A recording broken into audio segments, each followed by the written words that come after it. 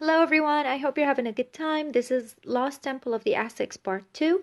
I hope that Part 1 was an easy one for you because this video is going to be like a bit longer since it like summarizes the whole selection, and hopefully it's going to be helpful for you while reading. So let's go. Now, as we said last time, the temple is the place where people used to worship gods, and you can see its picture here. And the Aztecs are actually the people who used to build this kind of temples, and they were famous for it. Now, let's talk about the capital of the Aztecs. The Aztecs had a capital that was called Tenochtitlan, which was a metropolis that was on Lake Texcoco. Nowadays, there is no Lake Texcoco, but you can still find the site of Tenochtitlan in Mexico City, Mexico. Now, if we want to talk about their culture, first of all, as we said, they lived in Mexico. They had a really rich culture, and something special about their culture was their calendar. They actually had two calendars. You can see one of them here, and it saw time as a wheel and something that renews itself, and this. And actually, it's going to be important for us to understand the story because it has something to do with the events of the selection. They built a civilization rich with culture and especially mythology. Here we have to focus on mythology because their beliefs in mythology led to some great changes in their um, destiny and their way of life. So mythology played an important role in the Aztec culture, and some Aztec myths are still celebrated till this day, like for example the Day of the Dead, which we saw in the nice movie Coco. So everything was going really well with the Aztecs. Their culture was flourishing, they were expanding, growing stronger and stronger with the time, until one day in year 1519, out of the blue, there were some really big ships, huge ships. In fact, they were as big as mountains, as the Aztecs described them. And people on these ships looked very strange to them.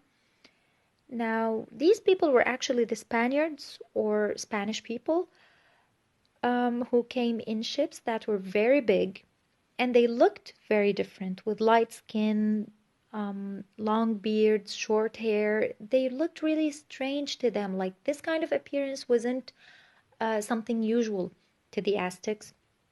And also, they rode huge deer, which were actually horses, but the Aztecs did not have horses, and that's why they described these animals as like beasts or huge deer. And they had metal shields and tools that made a sound like thunder, which were basically guns. But the Aztecs also did not have any idea about gunpowder or guns and did not know how to use them or anything. They have never seen them in their lives, which was the reason why they felt so in shock when they saw them for the first time. Now, the Aztecs ruler, who was called Moctezuma II, had a very difficult decision to make, like whether to welcome these strangers or like welcome them as friends or fight them as enemies to defend the city and the empire. And as we see later, he actually welcomes them and gives them tributes.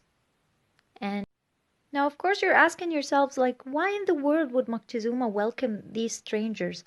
Um, Especially like they were not really friendly and they were violent at some points of the meeting between them and the Aztecs.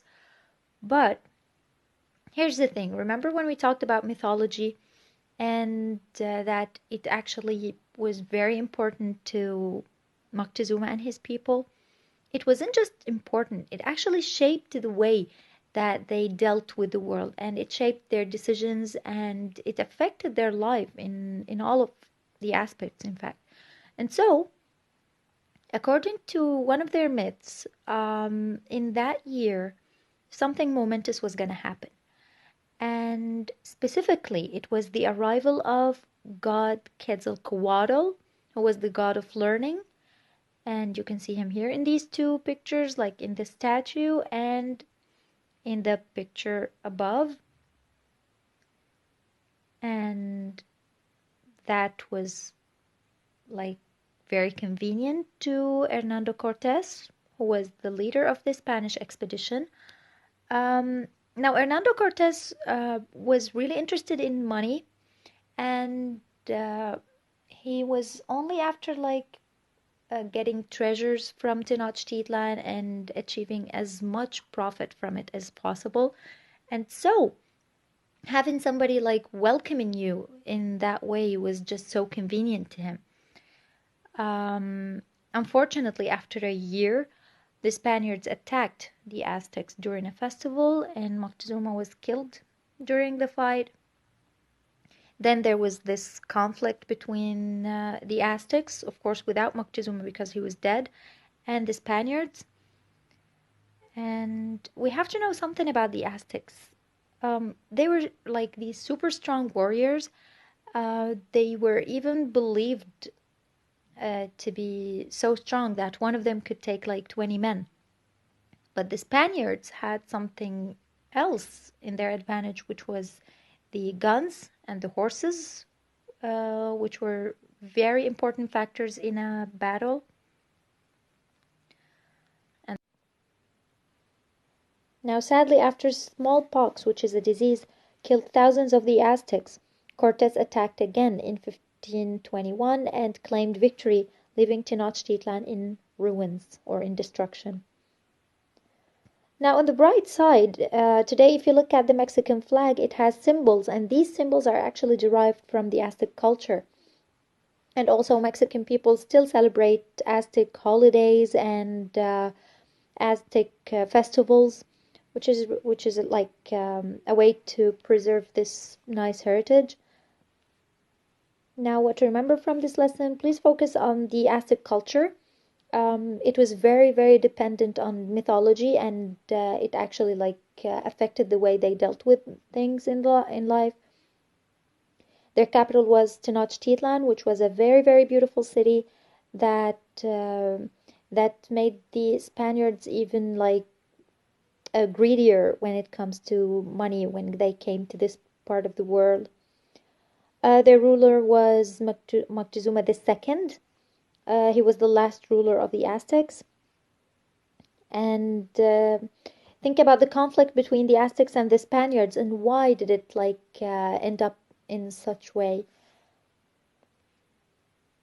Now, please, you have to read pages 369 and 370 and answer the following questions. Please remember to mention the strategies that you used to answer these questions.